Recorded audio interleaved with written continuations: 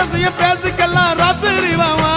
கரும்பு தின்ன கூப்பிடுற கூலி ஏத்தி கேக்குறிய குலுக்கி வச்ச கொக்கோ கோலா குலுக்கி வச்ச கொக்கோ கோலா போல சாயங்கால வேலை பொங்கி வந்தாலே